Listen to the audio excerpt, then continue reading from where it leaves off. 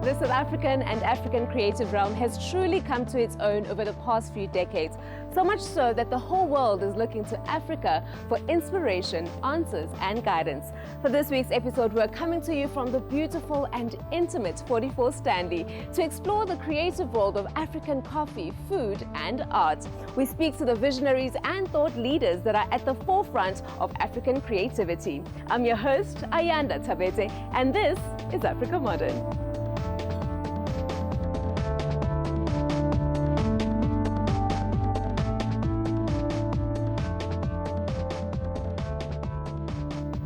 Coming up on Africa Modern this week, we're exploring single origin coffee from Africa with Been There. The world really has Africa to thank for the fact that it can wake up. And then we take a look at art with fast rising star Fhatuwani Mukheli. I like to call myself a man of many talents. And to finish off, we're catching up with creatives by chatting to local South African chef Zola Nene. I only know how to be myself.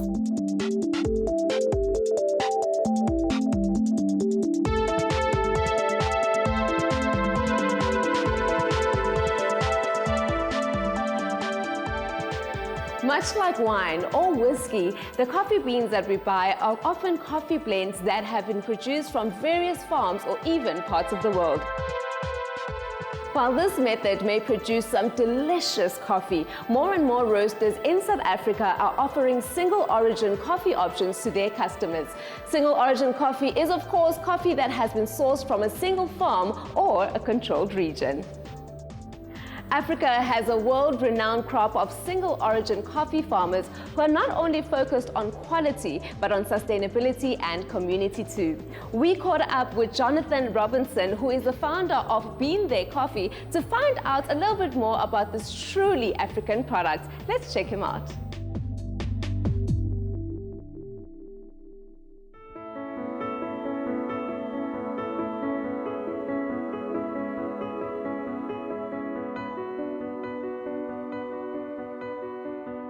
I'm Jonathan Robinson and founder of Been There Coffee, and yeah, we are roasters of fair trade African coffee.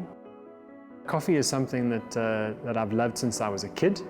My grandmother introduced me to coffee when I was about 12 or 13.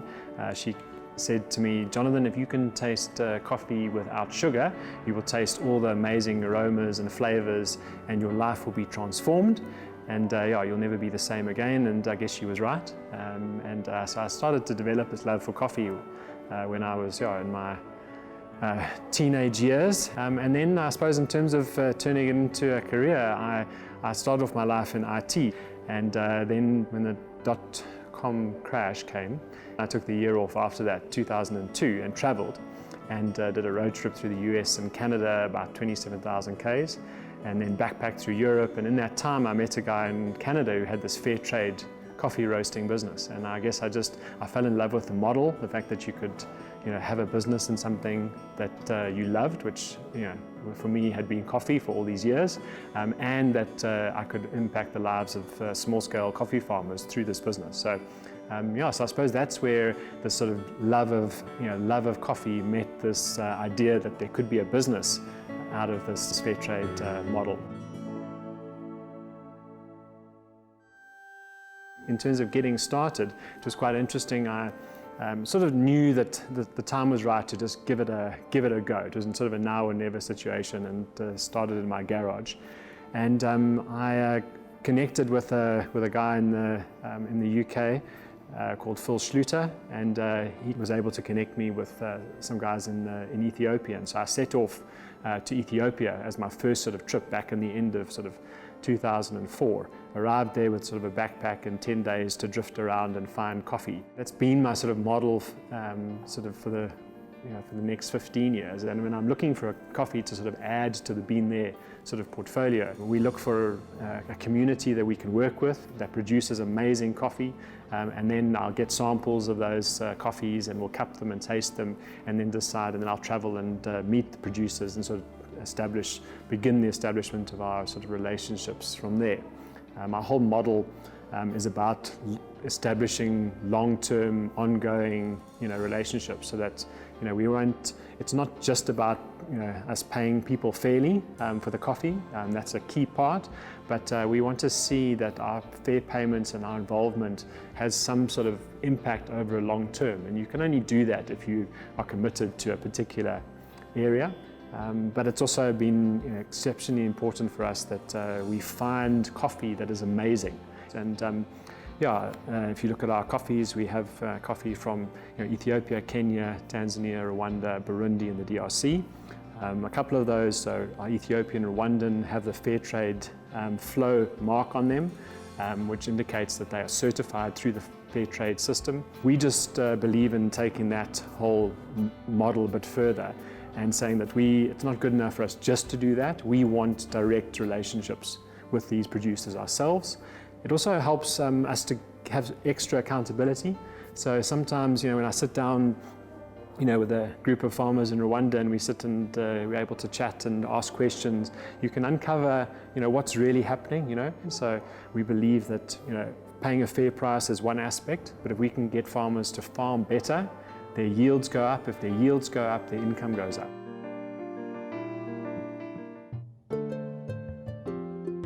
There's so many steps in that process to produce that sort of final product, and so I think there's the art in roasting, which is something that we do by hand. We have these beautiful old sort of German Probat roasters. Our roaster that we produce most of our coffee in is from the 1950s. It's a beautiful cast iron drum, and it produces incredible consistent heat transfer to the beans, and that helps the beans to develop well. And our roast master, Brilliant, is a brilliant roaster, and he is able to get the best out of those beans.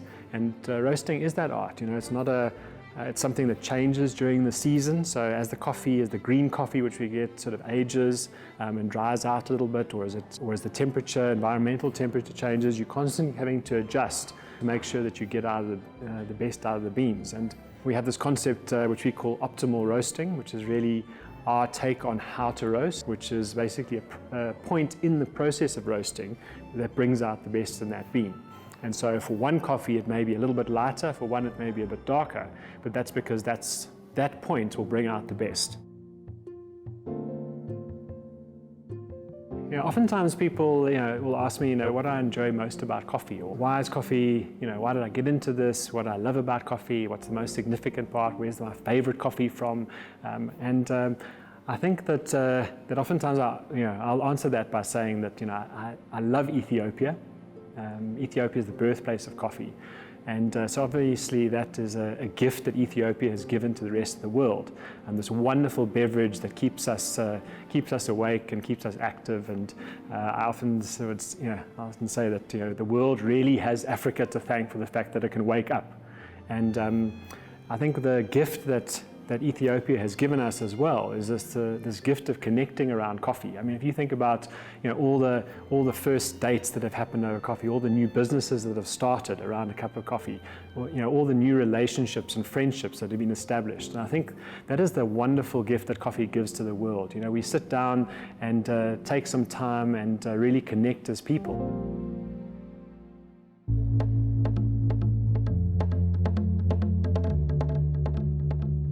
It's amazing to see the growth and progression of African products that are in high demand across the globe. But don't go anywhere, because after the break, we find out how art became a passion from the streets of Soweto.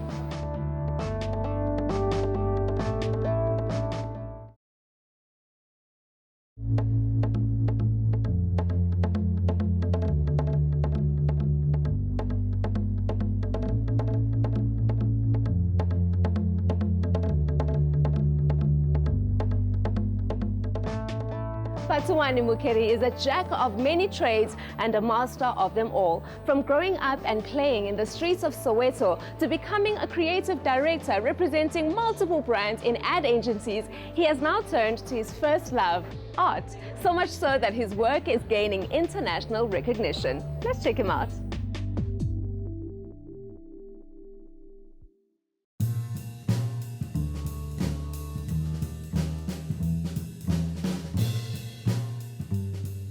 My name is Fhatuwani Mukheli. I'm a visual artist. I like to call myself a man of many talents. Right now, I've got a new journey that I had to revisit the talent I've always had, the fire that was burning in me, which is my art, which was my first love. I grew up in Soweto, Pinville, Zone 4, to be exact. I grew up in a very humble home, so I never had a lot of toys. We used to play marbles, like with bricks and all those things. So I find that growing up without a lot of technology around me helped me to be very creative. It kind of helped my imagination because I was creating things. You know, you make cars with wires, you'd build a little house with sand, and you're like, yeah, this is my mansion. And you draw stuff on papers, all that stuff. So it kind of fostered the artistic side of me. At first, I used to wish to have a PlayStation at a very young age. But I feel like not having it helped me be very, very creative. So I think I was around 7 years old when I discovered that I'm an artist, which is a very fortunate thing for a young person to know what they want to be.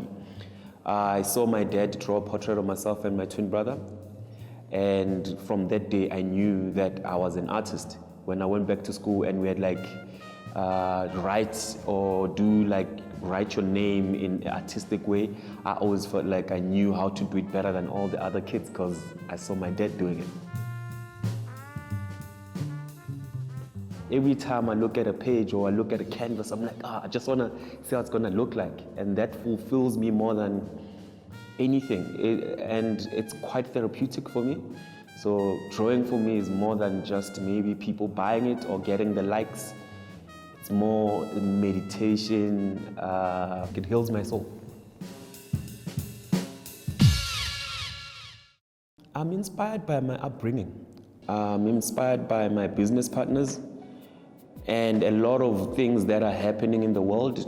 I have a little bit of social commentary with GBV, BLM. As artists, we also have a voice to change. You know, the least I can do is put some work out there speaking about that, and it can maybe influence and challenge my friends and open those kind of dialogues.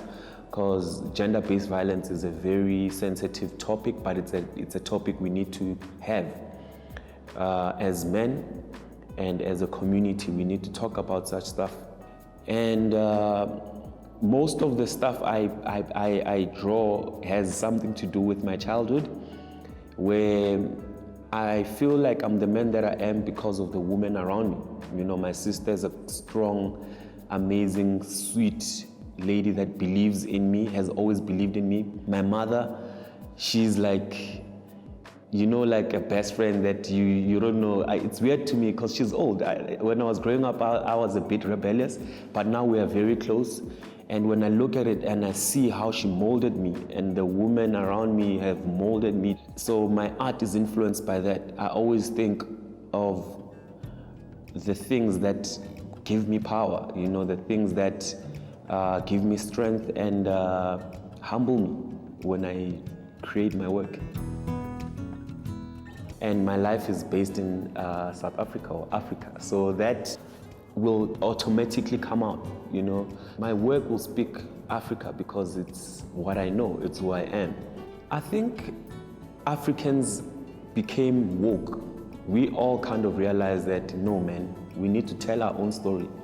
We need to embrace ourselves, less of what the world needs us to be like, and we must be more of ourselves.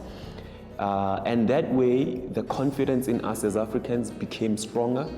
The expression, us expressing ourselves, became much more visible to the world. And when you express yourself from a very honest place, everyone sees it and they feel it. That's why the world is looking into Africa right now, because we have so much fire in us that it's so hard for people to overlook it.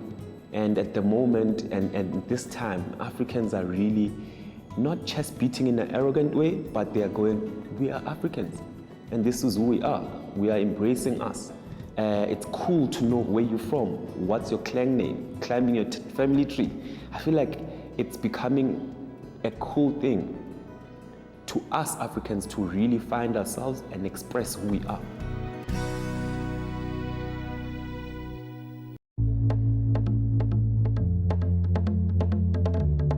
Well, it's time for a break, but don't go anywhere because when we return, we're catching up with much loved local South African chef Zola Nene. You don't want to miss it.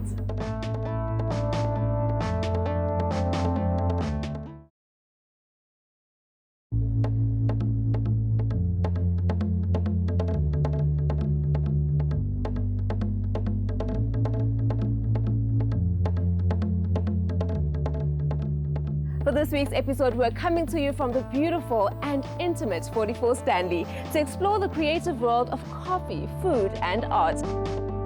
Opened in September 2003, the 44 Stanley development is situated in what used to be a dilapidated, abandoned cluster of workshops and garages. Keeping the industrial character of the premises intact, some walls have been left unpainted, some walkways have been kept as is. The building as a whole has a playground appeal and as such attracts many playful, colorful and creative people to it. Now considered the most established precinct on the edge of downtown Joburg, 44 Stanley is a mixed-use development that fuses downtown urbanism with a subtle sophistication. A mix of carefully curated bespoke stores and independent restaurants gives the center an authenticity that runs through eating, drinking, shopping, working, and living experiences.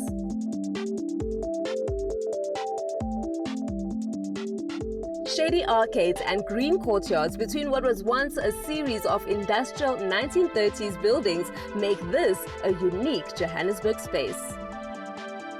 Explore the shops, grab a drink with your friends or make an afternoon of it in the shade of the olive trees and hang out over a lazy outdoor lunch. It's urban living at its best. Each week we feature a segment titled Catching Up with Creatives. This is a platform to showcase established as well as up-and-coming creative talent. We receive content that has been filmed remotely by them in their own studios. We ask them a couple of questions just to get a glimpse into their lives. For this week's feature of Catching Up with Creatives, we are chatting to local South African chef Zola Nene, who has been flying the South African flag high, from refining her culinary skills in the UK to gracing our television screens as a TV chef. Through it all, she hasn't forgotten her Zulu heritage and culture. Let's check her out.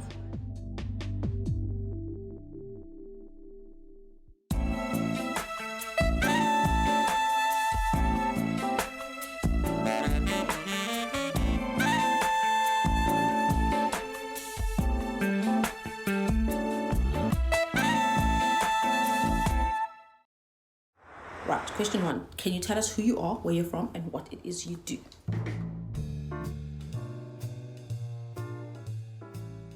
Hi, my name is Zola Nene. I am a qualified chef, a food stylist, a cookbook author, a food writer, a TV personality, and basically an all-round lover of food and things around food. I was studying BCom law straight out of high school. And I realized I didn't really enjoy it. On my second year, I sort of had the conversation with my dad and I said, I'm enjoying certain aspects of the law, but I'm not really going to choose it as like a career thing. I'm not going to do it forever. So he said, okay, well, if that's the case, tell me what it is that you like to do. And I was like, I like to cook. So he said, okay, well, let's explore that. And off I went overseas to the UK. And I worked in a kitchen, a brasserie, for 2 years, sort of honing my chef skills, peeling carrots, peeling potatoes, working my way up the ranks. After about 2 years, I worked my way to the head of pastry chef, and then I knew that absolutely chefing was the thing that I wanted to do. The 3 words I would describe are simple, delicious, and authentic. I only know how to be myself and how to represent who I am, what my upbringing was, what it means to be a Zulu woman to me, and how my parents raised me. So I think that everyone is set apart by their circumstance, their upbringing, and I think that that's what makes people unique, and that's what makes people's perspective when it comes to food really unique. So yeah, I guess that's what sets me apart from everyone else, and what sets everyone else apart from me. Gosh, I love so many. I love Istanbul, so samp and beans. I love ujeke. People will know that I ujeke all the time. I love amadombolo. I can't pick. And I love lamb curry, which to me, yes, to most people will sound like it's not really African. But growing up in Durban with a lot of Indian influence in our cuisine, lamb curry is something that my mom is a boss at making, first of all, and something that I grew up eating all the time and still do. I'm obsessed with milibap, okay? Maize meal is one of those ingredients that I think is very underrated and is so versatile. Desserts, starters, mains, all sorts of baking even. So I love, love, love maize meal.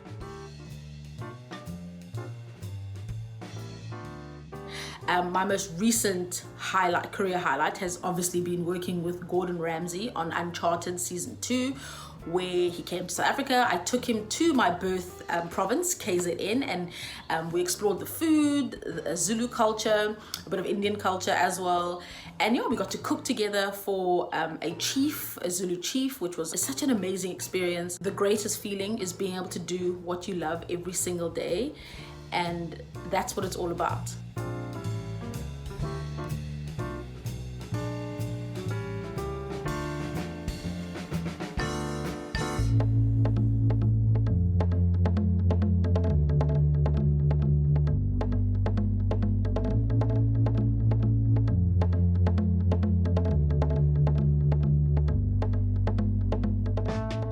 It's been so fun taking you through this week's episode.